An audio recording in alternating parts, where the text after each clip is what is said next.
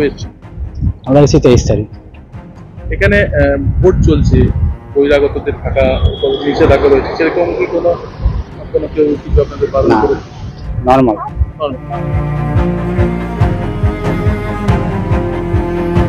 কেমন লাগছে দীঘা? খুবই সুন্দর। না, এই যে ভোটের পর্বে শান্ত দীঘা, মানে প্রত্যেক শনিবার যেখানে প্রচুর ভিড় হয়, এই শনিবার হাতে গোনা কয়েকজন পর্যটক, তো সেটা নিয়ে কি বলবো? একটু এবার একটু অন্যরকম, ফাঁকা ফাঁকা দীঘা, বেশ সুন্দর লাগছে, ভালো লাগছে।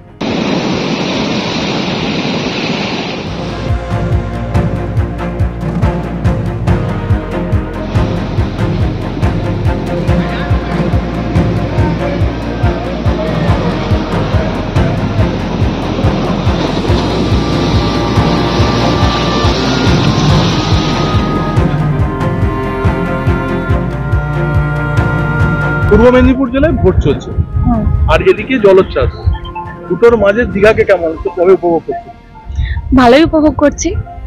না, কোনো নিষেধাজ্ঞা কি আপনাদের বলেছে সমুদ্রে পাড়ে? না, কোনো নিষেধাজ্ঞা আমাদেরকে জানানো হয়নি।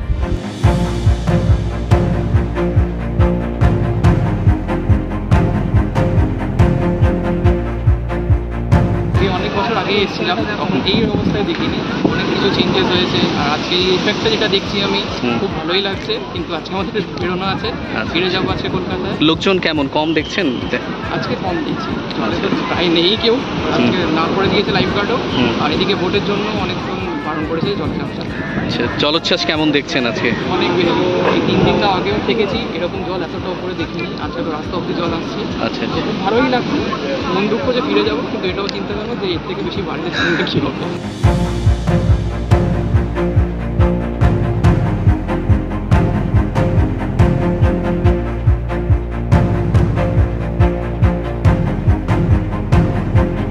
রিমালের জন্য আমরা আপাতত নামতে পারছি না, করতে এখন তো নামতে দিচ্ছে না।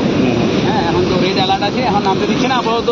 তাই আমরা মন খারাপ নিয়েই বসে আছি, কিন্তু এইটা দেখেও আবার বেশ ভালো লাগছে। কি ভালো লাগছে, এরকম একটা এক্সপিরিয়েন্স করছি, কিন্তু তার সাথে সাথে একটু চিন্তারও বিষয়, যেহেতু অনেক মানুষ এমন আছেন যারা ক্ষতিগ্রস্ত হন। আমরা যেহেতু শহরে থাকি, অতটা এফেক্ট না পেলেও যারা গ্রামে গঞ্জে থাকে বা এরকম এফেক্টেড এরিয়ায় যারা, তাদের জন্য একটু চিন্তা হয় আর কি।